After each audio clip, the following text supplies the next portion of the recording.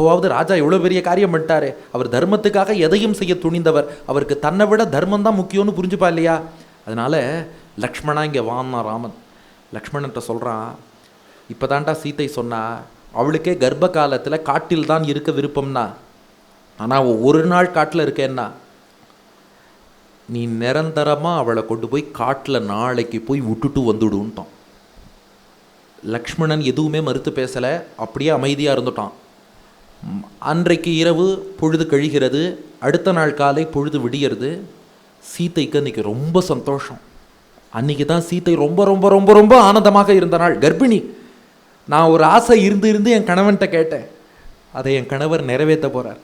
காட்டில் ரிஷிகள் மத்தியில் ஒரு நாள் வசிக்கணும்னு கேட்டிருக்கேன், என்னை ரிஷிகள் மத்தியில் போய் தங்க வைக்க போகிறார் என் கணவர். அதற்காக ராமன் சொல்லியிருக்கான், லக்ஷ்மணன் உன்னை அழைத்து செல்வான்னு வேற சொல்லியிருக்கான். ஆஹா, லக்ஷ்மணன் பாதுகாப்பாக அழைச்சிட்டு போய் ரிஷிகள் ஆசிரமத்தில் ஒரு நாள் தங்கி இருந்துட்டு வரப்போகிறேன். அந்த வேத கோஷத்தெல்லாம் கேட்டால் என்னுடைய குழந்தைகள் எவ்வளவு தூரம் பக்தி மிக்கவர்களாக, ஞானம் மிக்கவர்களாக, நற்குணம் நிறைந்தவர்களாக இருக்க போகிறா, எல்லாத்தையும் மனசில் கற்பனை பண்ணிட்டு சீத்தை என்ன பண்ணாலாம், கஜானாலேருந்து விலை உயர்ந்த நகைகளை எடுத்துட்டாலும். எதுக்குன்னா இதெல்லாம் ரிஷி பத்தினிகளுக்கு கொடுக்கணும். அனசூயான் ஒரு ரிஷி பத்தினி எனக்கு நகை கொடுத்தா 10,000 வருஷம் ஆனாலும் நான் பத்திரமா வச்சுருக்கேன், ரிஷி பத்தினிகளுக்கு நான் நகை கொடுக்கணும்னு சீத்தை நகைகளை எல்லாம் எடுத்துட்டு லக்ஷ்மணன் எழுந்தருளலாம்னு பிரார்த்திக்கிறான். ராமன்ட்ட போயிட்டு வரேன்னு சொல்லிட்டு அந்த தேரில் ஏறி அமர்கிறாள் சீத்தை. சுமந்திரன்கிற முக்கிய மந்திரி, அவர் பாருங்க எத்தனை வருஷமாக வாழ்ந்திருக்காருன்னு. அதே சுமந்திரன் தேரோட்டுறார். சீத்தை மேலே உட்காந்துருக்கா. லக்ஷ்மணன் அவ திருவடிக்கு கைங்கரியம் பண்ணிட்டு கீழே உட்கார்றான். தேர் அயோத்தியிலிருந்து புறப்படுகிறது. அயோத்தியிலேருந்து புறப்பட்டு வெளியில் போய் கோமதி நதிக்கரையை அடைகிறார்கள். இரவு பொழுது வந்தது. லக்ஷ்மணன் சீத்தை தங்குவதற்கு கோமதி நதிக்கரையிலேயே ஏற்பாடு பண்ணி கொடுத்தான். சீத்தை அந்த இடத்துல தங்கினா. லக்ஷ்மணன் வெளியில் காவல் இருந்துட்டான். அடுத்த நாள் காலை பொழுது விடிந்தது. கோமதி நதிக்கரையிலேருந்து புறப்பட்டா கங்கா நதியின் வடக்கு கரையை அடைந்தார்கள். அதுக்கப்புறம் அப்போ நண்பகல் நேரம், அடுத்த நாள் நண்பகல், முந்தின நாள் கிளம்பி கோமதி நதிக்கரையை அடைந்து அங்கேருந்து அடுத்த நாள் கிளம்பி நண்பகல் நேரம் கங்கையின் வடக்கு கரை.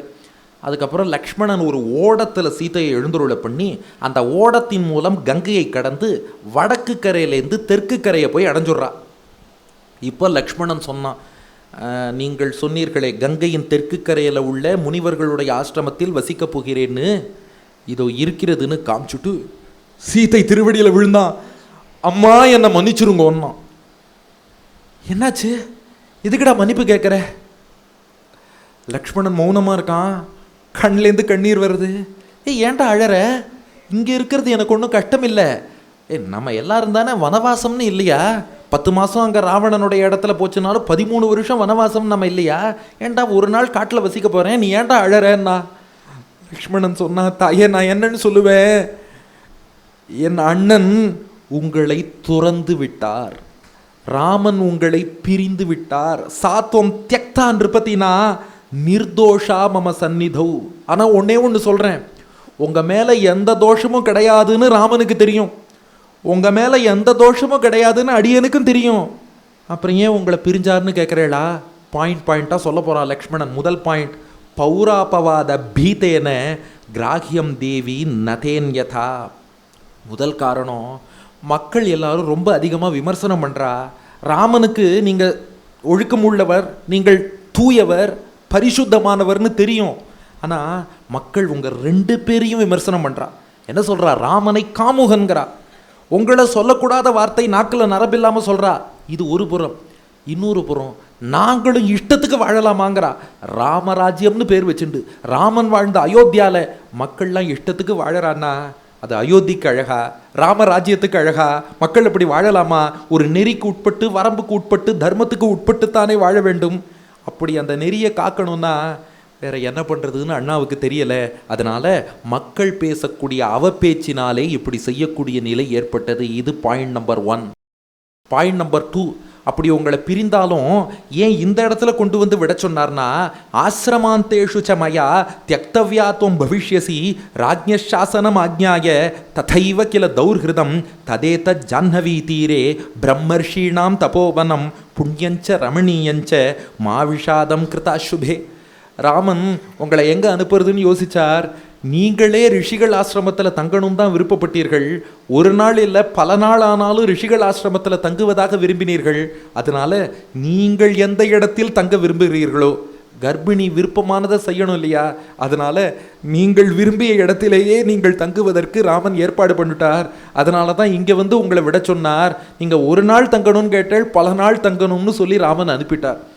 மூணாவது ஒன்று சொல்கிறான், இந்த இடத்தை காட்டிலும் பாதுகாப்பான இடம் இல்லைன்னு ராமனுக்கும் திருவுள்ளம். நீங்கள் கேட்டது மட்டும் இல்லை, ஏன் கங்கையின் தெற்கு கரையில் இந்த ஆசிரமம்னு ராமன் சொன்னார்னா, ராஜ்யோ தசரதஸ்யேஷ்டா பிதுர்மே முனிபுங்கவஹா சகா பரமகோ விப்ரஹா வால்மீகி சுமகாயஷாகா. எங்கள் தகப்பனார் தசரதனுக்கு நெருங்கிய நண்பரான வால்மீகி இங்கே இருக்கிறார். இதுலேருந்து புது விஷயம் தெரியறது. வால்மீகி தசரதனுக்கு ரொம்ப நெருங்கிய நண்பரான். எங்கள் அப்பா தசரதனுக்கு ரொம்ப வேண்டியவர், பெரிய ரிஷி, பெரிய ஞானி, பெரிய தபஸ்வி, ரொம்ப கருணை மிக்கவர். அவர் ஆசிரமம் இங்கே தான் இருக்குது. அதனால் அந்த வால்மீகியின் பாதுகாப்பில் கர்ப்பிணியான நீங்கள் இருப்பது ரொம்ப நலம். ஏன் வால்மீகி பாதுகாப்பில் இருக்கணும்னா இதுக்கு ஒரு சுவையான காரணம் சொல்லப்படுகிறது. சீத்தை யாரோட மகள்? பூமாதேவியோட மகள். வால்மீகி எப்படி வந்தார்னா, பூமியின் காதாக இருக்கும் புற்றுலேருந்து வந்தார். வல்மீகம்னா புற்று, அதுலேருந்து வந்தவர் வால்மீகி. அவரும் பூமியிலேருந்து வந்திருக்கார், இவளும் பூமியிலேருந்து வந்திருக்கா. கர்ப்பிணியாக இருக்கும் பெண் தன் தந்தை வீட்டுக்கோ சகோதரன் வீட்டுக்கோ தானே போவா. நீங்களும் பூமியின் மகள்னா, இவரும் பூமியின் காதிலிருந்து வந்த பூமி மகன் வால்மீகி. அதனால இவருடைய இருப்பிடத்தில் நீங்கள் இருப்பது பொருத்தமாக இருக்கும்னு ராமன் திருவுள்ளம் கொண்டான். அதனால இந்த இடத்தில் உங்களை விட்டுட்டு என்னை திரும்ப வர சொல்லிட்டான் ராமன். இதான் 3 காரணங்கள். ஒன்று, மக்கள் பேசக்கூடியது. அவன் நானும் இப்படி எல்லாரும் சட்டத்தை கையில் எடுத்து இட்டத்துக்கு வாழ்வேன்னு சொல்கிறது. இதை பார்த்து ராமன் ரொம்ப பயப்படுறார். பௌராபவாத பீதேன.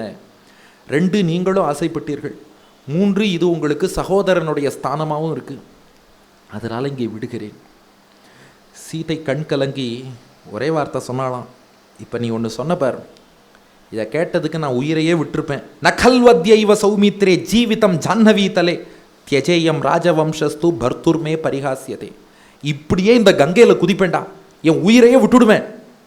ஆனால் 2 காரணங்களுக்காக அந்த தப்பை நான் செய்ய மாட்டேன்னா. முதல் காரணம், ராமனுடைய வாரிசு என் வயத்தில் வளர்ந்துன்னு இருக்கு. ராஜ்யத்துக்கு அடுத்த வாரிசு உருவாகணும்னு அவர் ஆசைப்படுறார். அந்த குழந்தைகள் பிறக்கிறதுக்கு முன்னாடி நான் பாட்டுக்கு என் உயிரை விட்டுட்டேன்னா அது ராமன் திருவுள்ளத்துக்கு விரோதமாக போகும். அதனால் குழந்தைகள் பிறக்கும் வரை, அடிக்கோடிட்டுக்கோங்க, குழந்தைகள் பிறக்கும் வரை நான் என் உயிரை விடுவதாக இல்லை. ஏன்னா நான் கர்ப்பிணியாக இருக்கேன். 2வது காரணம் சொன்னால், நான் மட்டும் இப்போ கங்கையில் குதித்து உயிரை விட்டேன்னு வச்சுக்கோ, இந்த லோகம் அப்படியே நாக்க மாற்றி ராமனை பழிச்சு பேசும். இந்த வம்பு பேசுகிறவாங்கிறவா இருக்காளே, எப்படி வேணாலும் திருப்பி பேசுவா, எப்படி வேணாலும் மாற்றி பேசுவா. இப்போ என்னை காட்டுக்கு அனுப்புகிற வரைக்கும் ஆமாம் சீதை சரியில்லை, ராமன் எல்லாம் பேசுவா. இதே நான் கங்கையில் விழுந்து உயிரை விட்டேன்னு வச்சுக்கோ, அப்படியே மாற்றிடுவான். மக்கள் 1000 பேசுவான், அதுக்காக மனைவியை விடலாமா? இந்த ராமன் என்ன திறந்தாலும் பண்ணது தப்புப்பா, கல் நெஞ்சக்காரன், சீதையின் சாவுக்கு ராமன் காரணம்னு ராமனை பழி சொல்லுவா. சீதை ஒரு வார்த்தை சொன்னா, என் மேலே எத்தனை பழி வேணாலும் வரலாம், என்னால் ராமன் மீது ஒரு பழிச்சொல் வந்ததுன்னு வரலாறு இருக்கக்கூடாது, அதனால் உயிரை விடாமல் நான் காத்திருக்கிறேன்னு சொல்லிட்டு சீதை மௌனமாயிட்டா. அந்த வேதனை அவளால் தாங்கிக்க முடியல, ராமனை பிரிந்திருப்பதான்னு. அதுக்கப்புறம் தேறினாள், தன்னை தேற்றி கொண்டு இப்போ தைரியமாக லக்ஷ்மணன்ட்ட பேச ஆரம்பிக்கிறா. லக்ஷ்மணா, முதல்ல என்னுடைய மாமியார் 3 நான் நமஸ்காரம் சொன்னேன்னு சொல்லு. ஏன்னா இப்போ திரும்ப போனால் சீதை என்ன சொன்னான்னு கேட்பா. மாமியார் 3 பேருக்கும் நமஸ்காரம் சொன்னேன்னு சொல்லு. ராமனுக்கு சில செய்திகள் சொல்கிறேன். 1 2 3. இப்போ சீதை சொல்ல போகிறா. லக்ஷ்மணன் 1 2 3 சொன்னா இல்லையா, இப்போ சீதை சொல்ல போகிறா. ராமனுக்கு நான் செய்தி சொல்கிறேன், இந்த செய்தி அவர்கிட்ட போய் சொல்லு. முதல் செய்தி, ஜானாசிச்ச யதா சுத்தா சீதா தத்வேன ராகவா பக்தியாச்ச பரையா யுக்தா ஹிதாச்ச தவ நித்யஷா. நான் தூய்மையானவள்ங்கிறத நீங்கள் நம்புகிறீர்கள், அது எனக்கு ரொம்ப சந்தோஷம். நான் உங்களிடம் அன்பு வைத்தவள் நம்புகிறீர்கள், அதுவும் எனக்கு சந்தோஷம். 3வதாக ஒன்று நினைவில் கொள்ளுங்கள். நான் சீதை, நான் தூயவள்ங்கிறது எவ்வளோ உண்மையோ, ராமன் மீது பரம பக்தி கொண்டவள்ங்கிறது எவ்வளோ உண்மையோ, அதே அளவு ராமனுடைய நலனில் அக்கறை கொண்டவள் என்பதும் உண்மை. உங்களை பார்த்து காமுகன்னு சொன்னான் இல்லையா, அதே அரண்மனையில் நான் இல்லாமல் வாழ்ந்து காட்டி நீங்கள் காமுகன் இல்லை என்பதை நிரூபித்து காட்டுங்கள். உங்கள் மீது எவ்வளவு அன்பு வைத்திருக்கிறேனோ, நான் எவ்வளவு தூரம் தூய்மையாக இருக்கிறேனோ, அதே அளவு உங்கள் நலனில் அக்கறை கொண்ட வெல்விஷர்னா நான் சொல்கிறேன். நீங்கள் தனியாக வாழ்ந்து காட்டுங்கள். உங்களுக்கு ஒன்றும் அப்படி அந்த காமுகன்கிற எண்ணம் இல்லை என்பதை நிரூபித்து காட்டுங்கள். ரெண்டாவது பாயிண்ட் சொல்கிறா, உங்கள் மேரில் ஒரு அவதூறு வந்ததுன்னா அதை போக்குவதில் எனக்கும் பொறுப்பு இருக்குது. கணவனில் பாதி தானே மனைவிங்கிறோம். உங்களை ஒருத்தன் காமுகன்னு சொல்கிறான் என்றால் அந்த அவப்பெயரில் எனக்கும் பங்கு இருக்குது. அதை போக்குவதில் எனக்கும் பொறுப்பு இருக்குது. அகம் தியக்தா துவயா வீர அயசோ பீருணாஜனே யச்சதே வச்சனீயம் சியாத்து அபவாத சமுத்திதம் மயாகி பரிகர்த்தவ்யம் துவம்ஹிமே பரமாகதிகி. உங்களுக்கு ஒரு கஷ்டம்னா அதை போக்க மாட்டேனா. முன்னாடி இதே சீத்தை சொன்ன வார்த்தை, ராமன் காட்டுக்கு போவேன்னா சீத்தை சொன்னா அக்ரதஸ்தே கமிஷ்யாமி மிருதுனந்தி குஷகண்டகான். உங்களுக்கு முன்னாடி நான் நடப்பேன். உங்கள் காலில் கல்லு முள்ளு குத்துறதுக்கு முன்னாடி என் காலில் அதை வாங்கிப்பேன்னா, ஒரு கல்லு முள்ளு உங்கள் திருவடியில் குத்துறதுக்கு முன்னாடி நான் வாங்கி கொள்பவள். உங்கள் மேரில் அவப்பெயர் சொல்கிறான்னா அதை பார்த்து கொண்டு சும்மா இருப்பேனா. அதனால் இருவருமாக சேர்ந்து இந்த தியாகத்தை பண்ணுவோம். உங்களை பிரிவது எனக்கும் வேதனை, என்னை பிரிவது உங்களுக்கும் வேதனை. பரவாயில்ல, இந்த தியாகம் பண்ணி அவப்பெயரை இருவருமாக சேர்ந்து தியாகம் பண்ணி அவப்பெயரை போக்கி காட்டுவோம்.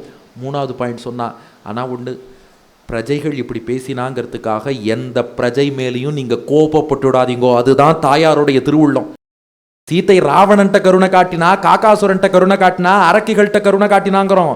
அதை விட யார்கிட்ட காமிச்சான்னா, நாக்கில் நரம்பில்லாமல் சீத்தையை பற்றியே பேசினானே அப்படிப்பட்ட நபரிடமும் கருணை காட்டி வக்தவ்யச்சேதி நிருபதிகி தர்மேண சுசமாஹிதா யதா பிராத்ருஷு வர்த்தேதாக ததா பௌரேஷு நித்யதா. உங்கள் தம்பிகளை எப்படி பார்த்து கொள்வீர்களோ, தம்பிகள்கிட்ட எந்த அன்பு காட்டுவீர்களோ, பிரஜைகள்கிட்ட அதே அன்பு காட்டணும்ட்டான். இப்போ ஒரு பேச்சுக்கு உங்கள் தம்பி ஒருத்தன் என்னை பற்றி ஏதாவது ஒன்று சொல்லிட்டான்னா அதுக்காக தம்பியை போடான்னு விரட்டிடுவேளா? தம்பியை விடமாட்டீர்கள் அல்லவா? அந்த தம்பிகளிடம் காட்டும் அன்பையும் அக்கறையும் நாட்டு மக்கள் அத்தனை பேர்ட்டையும் காட்டணும். ஒருத்தரை கூட நீங்கள் வெறுக்கக்கூடாது. என்னை பற்றி அவதூறு பேசினார்கள் என்பதை காரணமாக கொண்டு ஒருவனை கூட நீங்கள் வெறுக்கக்கூடாது. அதுதான் தாயாருடைய திருவுள்ளம்ங்கிறது. இன்னொன்று சொல்கிறா, நாலாவது பாயிண்ட், ஒரு ராஜா என்பவன் என்றைக்குமே மக்களுக்கு கட்டுப்பட்டவன். உங்களுக்கு நான் முக்கியமா, எனக்கு நீங்கள் முக்கியமாங்கிறத விட மக்களுக்கு நீங்கள் முக்கியம், நாட்டுக்கு ராமராஜ்யம் முக்கியம். என்னோடு உங்களை சேர்த்து பார்க்கும்போது தப்பாக பேசுகிறவா, நான் விலகிட்டேன்னா உங்களை தனியாக பார்க்கும்போது மதிப்பார்கள். நாட்டு நலனுக்காக ராமராஜ்யம் ஏற்படணும், ராமராஜ்யத்தில் மக்கள் க்ஷேமமாக இருக்கணுங்கிறதுக்காக நான் ஒருத்தி விலகி கொள்வதில் எந்த தப்பும் இல்லை. எல்லாரும் நன்னா இருக்கணும், ராமன் ஆட்சியில் எல்லாரும் க்ஷேமமாக இருக்கணுங்கிறதுக்காக உங்களை விட்டு நான் ஒருத்தி விலகுவதில் என்ன பாதகம்? உனக்கு நாங்கள் முக்கியமாக இருக்கலாம், எனக்கு நீ முக்கியமாக இருக்கலாம், அது வேற. ஆனால் எல்லாருக்கும் ராமராஜ்யம் முக்கியம், அதனால் நான் விலகுகிறேன். அஞ்சாவது, அவதூறு பேசுகிற இடத்துல எனக்கும் வாழறதுக்கு இஷ்டம் இல்லைன்னா, நம்ம ஆண்டாள் நாச்சியார் சொல்லலையா, மானிடவர்க்கென்று பேச்சுப்படில் வாழகில்லேன் கண்டாய். என்னை பற்றி அப்படி பேசினேன்னா என்னால் வாழ முடியாது. இப்படி ஒரு ஊரில் என்னை பற்றி பேசுகிறான்னா அந்த இடத்தில் நான் இருப்பேனான்னு நீங்களே யோசிச்சு பாருங்கோ. நிரீட்சமாத்திய கச்சத்வம் ருத்துகாலாதி வர்த்திரி. அதனால் லக்ஷ்மணா, எனக்கே அங்கே வாழ இஷ்டம் இல்லை. பாயிண்ட் நம்பர் 6, இந்த ஒன்றை மட்டும் ஊரில் போய் சொல்லிவிடுன்னா. சீதை எவ்வளோ யோசிச்சிருக்கா பாருங்க, அவ்வளோ சங்கடத்துலையும் இந்த ஒரு விஷயத்தை மட்டும் ஊரில் போய் சொல்லுன்னா என்ன தெரியுமா? காட்டில் கொண்டு போய் விடும்போது இப்போதே நான் கர்ப்பிணியாகத்தான் இருக்கிறேங்கிறத ஊரில் சொல்லிடுன்னா. இல்லைன்னா காட்டில் குழந்தை பிறந்ததுக்கப்புறம் இதே நரம்பில்லாத நாக்குகள் இன்னும் ஏதேதோ பேசும். நாம் வெளிப்படையாக சொல்ல வேண்டாம், உங்களுக்கே புரியும். அதனால் ராமனை பிரியும் சமயத்தில் ஏற்கனவே நான் கர்ப்பிணியாகத்தான் இருந்திருக்கிறேன் என்பதை இப்போதே நீ ஊரில் சொல்லிடு. இந்த விஷயத்தை மட்டும் சொல்லாவிட்டால் இன்னும் பல அனர்த்தங்கள் ஏற்படும், ராமனுக்கே அபவாதம் ஏற்படும். அந்த மாதிரி வரக்கூடாது. அதனால் நான் முன்னாடியே கருத்தரித்தேங்கிறத மட்டும் சொல்லிடு. ஆக சீத்தை சொன்னவை 6 விஷயங்கள். பாயிண்ட் நம்பர் 1, நீங்கள் பதிலடி கொடுக்கணும்னா என்னை பிரிந்து தியாகம் பண்ணி வைராக்கியத்தோடு வாழ்ந்து காட்டுங்கோ. 2, உங்கள் பேரில் அவதூறுனா அதை போக்குவதில் எனக்கும் பங்கு இருக்குது, நானும் இந்த தியாகத்தை பண்ணுறேன். 3, நம்ம குழந்தைகள் மேலே கோவப்படாதீங்கோ. 4, உங்களுக்கு நான் முக்கியமா, எனக்கு நீங்கள் முக்கியமாங்கிறத விட மக்களுக்கு ராமராஜ்யம் முக்கியம், நாட்டுக்கு தர்மம் முக்கியம், அதனால் அதை பாருங்கோ, ஆட்சி பண்ணுங்கோ. 5, அவதூறு பேசுகிற இடத்துல நான் வாழ மாட்டேன். 6, நான் கர்ப்பிணியாக இருக்கேங்கிறத ஊரில் போய் சொல்லிவிடு. லக்ஷ்மணன் அழுதுண்டே அவனுக்கு என்ன பேசுறதுன்னு தெரியலை. செய்தியை வாங்கிட்டான். அதே ஓடத்தில் கங்கையை கடந்து இந்த பக்கம் வந்தான். கங்கையின் வடக்கு கரையில் அந்த தேர் காத்துன்னு இருக்கு. சுமந்திரன் அமர்ந்து இருக்கார்.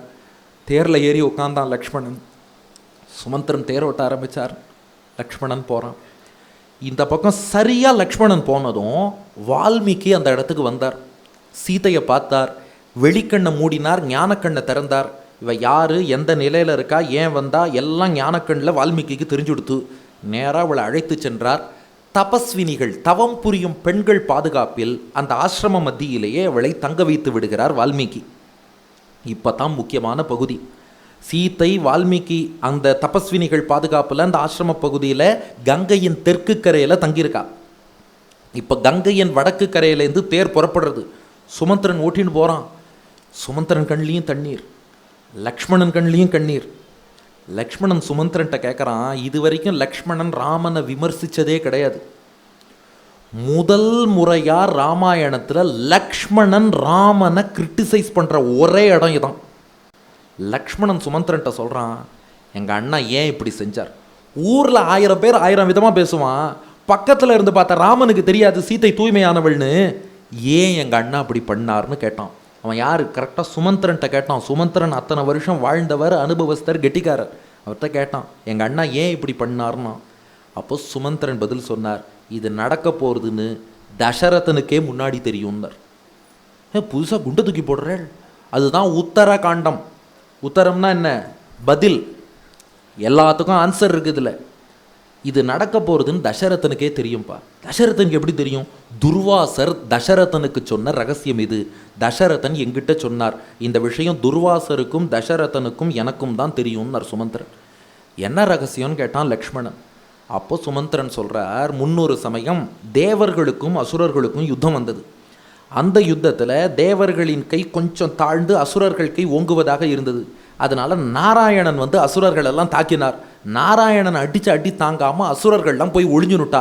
எங்கன்னா பிருகு முனிவர் இருக்காரே, அவருடைய மனைவி பிருகு பத்தினி, அவகிட்ட அடைக்கலம் கேட்டாலும் பிருகு பத்தினியும் அடைக்கலம் கொடுத்துட்டா. அங்கே போய் அசுரர்கள்லாம் ஒளிந்து கொண்டார்கள். இப்போ அசுரர்களை தேடி நாராயணன் வரார். ஏன்னா அந்த துட்டர்கள், அதர்மத்தின் வழி செல்பவர்களை மொத்தமாக கூண்டோடு அழிக்கணும். அதனால் வரார். பார்த்தா அந்த பிருகு பத்தினி எங்கேயோ ஒழிச்சு வச்சிருக்கா. நாராயணன் பிருகு பத்தினிகிட்ட கேட்டாராம், அந்த பார், அசுரர்களுக்கு அடைக்கலம் தருவது தப்பு. அடைக்கலம்னா யாருக்கு கொடுக்கணும்? நல்லவன் ஒருத்தன் உதவி கேட்குறான்னா அடைக்கலம் தரலாம். தப்பு பண்ணுற திருடன் உன் வீட்டில் வந்து உங்கள்கிட்ட சரணாகதி பண்ணுறேன், உன் வீட்டில் எனக்கு இடம் கொடுன்னு சொன்னால் திருடனுக்கு வீட்டில் இடம் கொடுப்பாளா?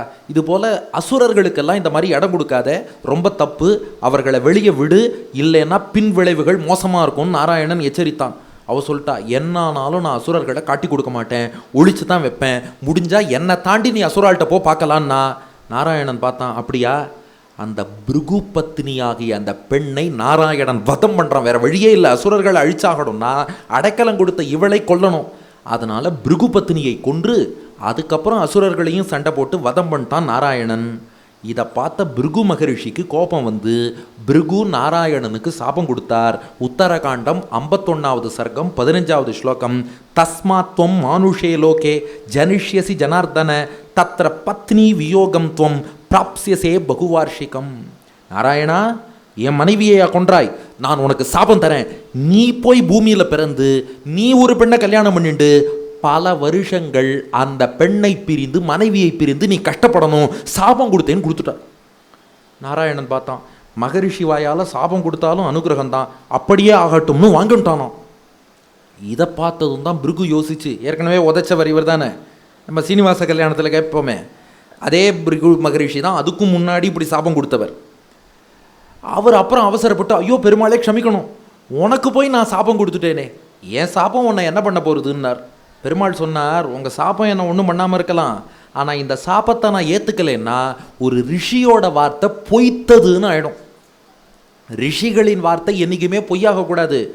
ஒரு ரிஷியின் வார்த்தை பொய்த்து போனால் என்ன ஆகும்னா, அப்போ ரிஷி சொன்ன வால்மீகி ராமாயணம் தப்பு, வியாசர் எழுதின மகாபாரதம் தப்பு, எல்லா ரிஷி சொன்னதும் பொய்ன்னு நம்மால் சொல்லிடுவான். அதை டெவலப் பண்ண நிறைய பேர் இருப்பா. அதனால் அது பண்ணக்கூடாது. ஒரு ரிஷியின் திருவாக்கால ஒரு வார்த்தை வந்துருத்துன்னா அது சத்தியம்ங்கிறது என்றென்றும் பூமியில் நிலைத்திருக்க வேண்டும். அப்போ அதுக்கு என்ன வழி? நீங்கள் ஒரு சாபம் கொடுத்தாலும் அதை நாராயணனாகிய நானும் ஏற்றுக்கொள்வது தான் வழி. உங்கள் சாபத்தை நான் ஏற்றுக்கிறேன், நான் போய் பூமியில் பிறக்கிறேன், என் மனைவியை பிரிந்து கஷ்டப்படுறேன்னா. பிருகு சொன்னார், ஐயோ என்னால் உனக்கு எப்போ அப்படி கஷ்டம், நீ போய் அதுவும் உனக்கு மனைவினா பிராட்டி தான் மனைவியாக வருவா, அந்த பிராட்டியை பிரிந்து நீ பூமியில் கஷ்டப்படணுமா, இந்த கஷ்டம் உனக்கு தேவையா என்றார் பிருகு. பெருமாள் சொன்னார், எல்லா தீமைக்குள்ளேயும் ஒரு நன்மை இருக்கும்பா, இதை வச்சு லோகத்துக்கு பாரதந்திரியம்னா என்னன்னு நான் சொல்லித்தரேன்னார். ஏன்னா பாரதந்திரியம்னா என்ன? ஸ்வதந்திரனுக்கு ஆப்போசிட் பரதந்திரன். ஸ்வதந்திரன்னா இண்டிபெண்ட்டாக என் இஷ்டப்படியெல்லாம் இருப்பேங்கிறது. பரதந்திரன்னா பகவானுக்கு எது இஷ்டமோ அதன்படி நான் இருப்பேன். அப்படி பரதந்திரனாக இருக்கும் தன்மைக்கு பாரதந்திரியம்னு பேர். பகவான் எப்படி வைக்கிறானோ அப்படியெல்லாம் இருப்பேன். ஏன்னா அவன் எது செஞ்சாலும் நமக்கு நல்லதுக்கு தான் செய்வான். இப்போ பரதன் இருந்தானே, நாடோ காடோ, ராமன் என்ன சொல்கிறானோ அப்படியே இருப்பேன். களைவாய் துன்பம் களையாதொழிவாய் களைகன் மற்றிலேன்னு நம்மாழ்வார் பாடுகிறாரே, அது பாரதந்திரியம். எல்லாருக்கும் தெரியும் இந்த ஸ்லோகம். காமாசி காஷ்டகத்தில் தொயி ரக்ஷதி ரக்ஷகை கிமன்யைஹி தொயிச்சாரக்ஷதி ரக்ஷகை கிமன்யைஹி. நரசிம்மா, நீ காப்பாற்றினாலும் உன்னை தவிர இன்னொருத்தட்ட போக மாட்டேன். நரசிம்மா, நீ காப்பாற்ற மாட்டேன்னு சொன்னாலும் இன்னொருத்தட்ட போக மாட்டேன்னு தேசிகன். நரசிம்மர் பார்த்தார், இது ரெண்டாவது புரியல, முதல் விஷயம் புரிஞ்சுடுத்து. நரசிம்மரே காப்பாத்துறாருனா இன்னொருத்தட்ட போக வேண்டாம். அதனால நரசிம்மா, நீ காப்பாற்றினா இன்னொருத்தட்ட போக மாட்டேன். ஓகே, நீ காப்பாற்றலைனாலும் இன்னொருத்தட்ட போக மாட்டேன், நீ அது ஏன்னார். அதுக்கு தேசிகன் பதில் சொன்னார், அப்படி இல்லை, நரசிம்மரே காப்பாற்றலைன்னா வேறு யாரால் காப்பாற்ற முடியும், அதனால யார்ட்டையும் போக மாட்டேன். அப்போ நரசிம்மரே காப்பாற்றுறாருனா இன்னொருத்தட்ட போக வேண்டாம், யார்ட்டையும் போக மாட்டேன். நரசிம்மரே காப்பாற்ற முடியலன்னா இனி லோகத்தில் வேறு யார் வந்தாலும் காப்பாற்ற முடியாது, இன்னொருத்தட்ட போக மாட்டேன். அப்போ நீ காப்பாற்றினாலும் சரி காப்பாற்றலைனாலும் சரி, எனக்கு இன்பம் கொடுத்தாலும் சரி துன்பம் கொடுத்தாலும் சரி, எனக்கு வைகுண்டம் கொடுத்தாலும் சரி நரகம் கொடுத்தாலும் சரி, என்னை வாழ வைத்தாலும் சரி கஷ்டப்படுத்தினாலும் சரி, உன்னை விட்டால் எனக்கு வேற போகிறதுக்கு வழி இல்லை. நீ எப்படி வைக்கிறாயோ உன் இஷ்டப்படியெல்லாம் நான் இருப்பேன்னு ஒரு ஜீவாத்மா இருப்பதற்குத்தான் பாரதந்திரியம்னு பேர். நாம் எவ்வளோ கெட்டிக்காரா, நாம் பெருமாளுக்கு இன்ஸ்ட்ரக்ஷன் கொடுப்போம். இது பாரு, இந்த உலகத்தை படைக்கிற பேர், அந்த இடத்துல நீ இப்படி பண்ணக்கூடாது, இந்த இடத்துல நீ யூட்டர்ன் போட்டிருக்கணும், யூட்டர்ன் போட வேண்டிய இடத்துல ஸ்ட்ரெயிட்டாக போயிட்டேன்னு நாம் அவருக்கு அட்வைஸ் பண்ணுவோம். அது இல்லை, அவர் நாம் எப்படி வாழணும்னு சொல்லியிருக்காரோ அதன்படி நாம் வாழணும். இது பாரதந்திரியம். இது எப்படி இருக்கணுங்கிறத டிஸ்பிளே பண்ணுறதுக்கு இந்த பிரிவை நானும் லக்ஷ்மியும் பயன்படுத்தி கொள்வோம்னு பெருமாள் சொல்லிட்டார். இதை ஒரு சாக்கா வச்சுண்டு, இந்த சாபத்தை சாக்கா வச்சுண்டு தாங்கள் பிரிவதாக ஒரு லீலை செய்து அதன் மூலம் பெருமாள் இஷ்டப்படி ஜீவாத்மா எப்படி இருக்கணும்னு உணர்த்துவோம். எப்படி உணர்த்துவோம்? இப்போ ராமன் பரமாத்மாவோட ரோலை எடுத்துக்கிறார், சீத்தை ஜீவாத்மாவோட ரோலை எடுத்துக்கிறார். இப்போ என்னாச்சான், இப்போ அப்படியே ஒரு ஃப்ளாஷ்பேக் வாங்கோ.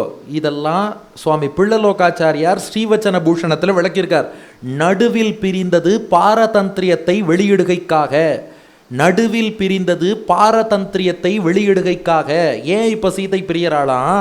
அப்படியே கொஞ்சம் ஃப்ளாஷ்பேக் முன்னாடி போங்க. அந்த பத்ரன்கிற ஒற்றன் ராமன்ட்ட வந்தான், இதெல்லாம் பேசுகிறான்னு சொன்னான், அங்கே தானே இதெல்லாம் ஆரம்பிச்சுது. அதுக்கு முன்னாடியே இப்படி லோகத்தில் அப்பவாதம் பேசுகிறான்னு சீதைக்கு தெரிஞ்சுடுத்தான். சீதை அதை முன்னாடியே தெரிஞ்சுட்டாலாம். இப்போ ராமனுக்கு செய்தி வருது. ராமன் கொஞ்சம் தயங்குறான், என்னடா இது, நம்ம நேரடியாக சீதைகிட்ட எப்படி என்னை விட்டு விலகி போ பிரிஞ்சு போன்னு எப்படி சொல்வதுன்னு ஒரு பக்கம் தயங்குறான். இன்னொரு பக்கம் நாட்டில் ராஜ்யம் தொடரணும், மக்கள்லாம் தர்மத்தை விட்டு விலகாமல் இருக்கணும், அதுக்கு என்ன வழின்னு யோசிக்கிறான். இந்த டயலமால ராமன் இருக்கிறத சீத்தை புரிஞ்சுட்டாலும், அப்பவாதம் இருக்குன்னு புரிஞ்சுனுட்டா, பெருமாள் என்ன நினைக்கிறாருன்னு புரிஞ்சுனுட்டா. இந்த நிலையில் தான் ராமன் சீதைட்ட வந்து, நீ கர்ப்பிணியாக இருக்க போல இருக்கே, உனக்கு என்ன ஆசைன்னு கேட்டானோ. நான் காட்டில் வசிக்கணும். நன்னா யோசிச்சு பாருங்க, எந்த கர்ப்பிணியாக உனக்கு பிரசவ காலத்தில் என்ன ஆசைன்னு கேட்டால் காட்டில் வசிக்கணும்னு ஆசைன்னு யாராவது சொல்லுவாளா? இது வரைக்கும் எந்த பெண்ணாவது கணவன் பிரசவ காலத்தில் மனைவி கிட்ட வந்து, கர்ப்பிணியாக நீ இருக்கிறாய், அதனால இந்த பேறு காலத்தில் நீ என்ன வேண்டும் என்று விரும்புகிறாய் சொல்லு, நடத்தி தரேன்னா, ஆனால் போய் நான் கொஞ்ச நாள் காட்டில் வசிச்சுட்டு வரணும்னு ஆசைப்படுறேன், யாரும் சொல்ல மாட்டா. ஏன் சீத்தை சொன்னான்னா, இதை பெருமாள் சொல்றதுக்கு தயங்குறார். அவர் சொல்றதுக்கு முன்னாடி நானே அதை செய்கிறேன். இதுக்கு தான் பாரதந்திரியம்னு பேரு. பகவான் அவன் திருவுள்ளத்தில் என்ன நினைக்கிறானோ அவன் வாயை திறந்து சொல்றதுக்கு முன்னாடி, உனக்கு அதுதானப்பா இஷ்டம், நான் அதை உடனே செய்கிறேன்னு ஒரு ஜீவாத்மா செய்யணுமா? அவன் திருவுள்ளம் அறிந்து அவன் என்ன சொல்ல நினைக்கிறான் என்பதை அறிந்து அவன் சொல்வதற்கு முன் தானே முன்வந்து எம்பெருமான் திருவுள்ளத்தில் உள்ளதை நாம் செய்ய வேண்டும். அப்படி செஞ்சா அவனுக்கு பரதந்திரன்னு பேரு, அந்த தன்மைக்கு பாரதந்திரியம்னு பேரு. என் குழந்தைகளான ஜீவாத்மாக்கள் எம்பெருமான்ட்ட எப்படி இருக்கணுங்கிறத தாயாரான நானே வாழ்ந்து காட்டுறேன்ட்டு தான் தானே பெருமாள்கிட்ட நான் காட்டுக்கு போறேன்னு சொல்லிட்டு விலகி போனாலாம். இது அப்படியே மணவாள மாமுனிகள் வியாக்கியானம் பண்றார். பெருமாள் சொல்லும் முன் முந்திக்கொண்டு ஏன் போனான்னா, நாட்டிலே வைத்த போதோடு காட்டிலே விட்டபோதோடு வாசியற அவருடைய நினைவை பின் செல்ல வேண்டும்படியான பத்னித்துவ பிரயுக்தமான பாரதந்திரியத்தை பிரகாசிப்பிக்கை. அவர் நாட்டில் இருக்கணும் சீத்தைன்னு ஆசைப்பட்டா நான் நாட்டில் இருப்பேன். நான் காட்டுக்கு போகணும்னு அவர் நினச்சார்னா என்னை ஏன் காட்டுக்கு போக சொல்கிறேன்னு யோசிக்க மாட்டேன். அவர் காட்டுக்கு போக சொல்லியிருக்கார், போறேன்னு நானே முன் வந்து புறப்படுவேன். இப்படித்தான் ஒரு ஜீவாத்மா எம்பெருமானிடத்தில் இருக்க வேண்டும். பெருமாள் நினைவை பின் சென்று தன் பிராணனை நோக்கி கொண்டு இருக்க வேண்டும்படியான பாரதந்திரியத்தையே பிரகாசிப்பிப்பதுன்னர். இப்போ அடுத்தது, பெருமாளை பிரிஞ்சு தாயார் எங்கேயாவது உயிரோடு இருப்பாளா? சுந்தரகாண்டத்திலே என்ன பண்ணுறா, ராமன் வருவதா தெரியல, இந்த சிம்சுபா மரத்திலேயே தூக்கு மாட்டிக்கிறேன்னு நினைக்கிறா இல்லையா? ஆனால் இந்த காட்டில் போய் ஏன் உயிரோடு இருந்தான்னா, ராஜ்யத்துக்கு அடுத்த வாரிசு உருவாகணும்னு ராமன் நினைக்கிறான். அவன் திருவுள்ளத்துக்கு விரோதமாக நம்ம எதுவுமே பண்ணக்கூடாது. இதை நம்ம இன்னொரு காரியம் பண்ணுவோம். எனக்கு பிடிக்காது இது ஒன்று பண்ணிட்டியோ இல்லையோ, நான் ரிவெஞ்ச் பழி வாங்குறேன், நான் உன்னை அப்படி பழி வாங்குறேன்போ. பகவத் விஷயத்தில் அதெல்லாம் பண்ணக்கூடாது. நமக்கு பிடிச்சதோ பிடிக்காததோ பகவான் எது கொடுத்தாலும் அதையும் ஏற்றுக்கொண்டு அவன் இஷ்டப்படித்தான் அதை செய்யணுமே ஒழிய, சரி என்னை நீ காட்டுக்கு அனுப்பினா நான் போகிறேன், காட்டில் போய் உயிரை விட்டுடுறேன்னா அவர் வாரிசு உருவாகணும்னு அவர் திருவுள்ளத்தில் கொண்டு இருக்கும்போது அதுக்கு விரோதமாக நான் உயிரை விடக்கூடாது. அதனால் உயிரோடு இருக்கிறாள். அதனால் இத்தனை விஷயங்களை லோகத்துக்கு உணர்த்த. அப்போ ஃபைனலாக என்ன புரியுறதுன்னா, ராமன் சீதையை காட்டுக்கு அனுப்பினது சரியா தவறான்னு நாம் டிபேட் பண்ணுறதுக்காக அவர் செய்யலை, நாம் டிசிப்ளினை வளர்த்துக்கிறதுக்காக செஞ்சுருக்கார். ஆனால் நம்முடைய பழக்கமெல்லாம் என்னென்னா, விமர்சனம் பண்ணுறது ஈஸி, ஃபாலோ பண்ணுறது கஷ்டங்கிறதுனால பட்டிமன்றம் மட்டும் நடத்திடுவோம். இது ஏன் சார் ராமன் இப்படி காட்டுக்கு அனுப்பினார், இது நீ டிபேட் நடத்துறதுக்காக அவர் பண்ணலை. ஏன்னா அதை பற்றின டிபேட்டெல்லாம் வால்மீகி ராமாயணத்திலே நடந்து முடிஞ்சு போச்சு. அவர் செஞ்சது என்னென்னா, அது பார், நான் மனசில் நினச்சேன்னா நான் நினைக்கிறதுக்கு முன்னாடி அவர் செய்கிறா இல்லையா, அதுபோல் நான் என் திருவுள்ளம் அறிந்து ஒரு பக்தன் என்பவன் செயல்படணும். அவ்வளவுதான் அதில் பாயிண்ட். அதை தாண்டி நாம் தேவையில்லாமல் இப்படி கிராஸாக யோசித்து அப்படி யோசித்து இப்படி யோசித்து பண்ணிட்டு இருந்தோம்னா நம்ம லைஃப்பில் எதையும் ஃபாலோ பண்ணுறதுக்கு எடுத்துக்க மாட்டோம், வெறுமனே விசாரம் மட்டும் பண்ணிட்டு இருப்போம். அதை ஸ்டாப் பண்ணிவிட்டு இதுலேருந்து நமக்கு என்ன மெசேஜ், மொத்த ராமாயணமும் என்ன, நாம் வாழ்க்கையை எப்படி அமைத்து கொள்ளணுங்கிறதுக்காக அந்த திவ்ய தம்பதி வாழ்ந்து காட்டியிருக்கா. அதுலேருந்து நாம் மெசேஜை எடுத்துக்கணுங்கிறது தான் அல்டிமேட்டாக புரிஞ்சுக்க வேண்டிய விஷயம். ஆக மொத்தம் இது எல்லாத்தையும், இது எதுவுமே அடியன் சொல்லலை, இது எல்லாம் வால்மீகி ராமாயணத்திலே இருக்குது. ஆன்சர் எல்லாம் சுமந்திரன் லக்ஷ்மணனுக்கு சொல்கிறார். அதுக்கப்புறம் கேசினி ஆற்றங்கரைக்கு வரா. அன்று இரவு அங்கேயே தங்கிடுறா. அடுத்த நாள் காலை கேசினி ஆற்றங்கரையில் இருந்து புறப்பட்டு சரியா நண்பகல் வேளை அயோத்தியை வந்து அடைந்து விடுகிறான் லக்ஷ்மணன். வந்து பார்த்தா ராமன் கலங்கி போய் கண்ணும் கண்ணீருமா இருக்கானோ. சதிருட்வா ராகவம் தீனம், இதுவும் அதே வால்மீகி ராமாயணத்தில் உள்ள ஸ்லோகம், 52வது சர்க்கம் 6வது ஸ்லோகம். சதிருட்வா ராகவம் தீனம் ஆசீனம் பரமாசனே நேத்ராபியாம் அஸ்ருபூர்ணாபியாம் ததர்ஷ அக்ரஜம் அக்ரதா. கண்ணும் கண்ணீருமா ராமன் உட்காண்டிருக்கான். லக்ஷ்மணன் வந்தா, ஏன்னா அழறேன்னா, என் சீதை காட்டில் இருக்காடா, என் கூட அவ காட்டுக்கு வரேன்னு சொல்லும் போதே நான் வரக்கூடாதுன்னு. ராமனோடு வனவாசத்துக்கு சீத்தை வருவேன்னா என் கூட வரக்கூடாதுன்னா ராமன். ஏண்டா அவ என் கூட காட்டுக்கு வரதே அனுமதிக்க மாட்டேன், எவ்வளோ மென்மையானவள், அவள் தனியாக காட்டுக்கு போயிருக்கா, அவளை காட்டுக்கு அனுப்பிட்டு இங்கே நான் என்ன சிரிச்சுன்னு சந்தோஷமாக இருப்பேன் நான்னா. லக்ஷ்மணன் கேட்டான், அண்ணா எனக்கு புரியலையே, காட்டுக்கு அனுப்பினதே நீங்கள் தானேன்னா. அங்கே தான் ஒரு வார்த்தை சொன்னானா, அனுப்பி வைத்தவன் ராஜாராமன், அழுது கொண்டிருப்பவன் சீதாராமன்.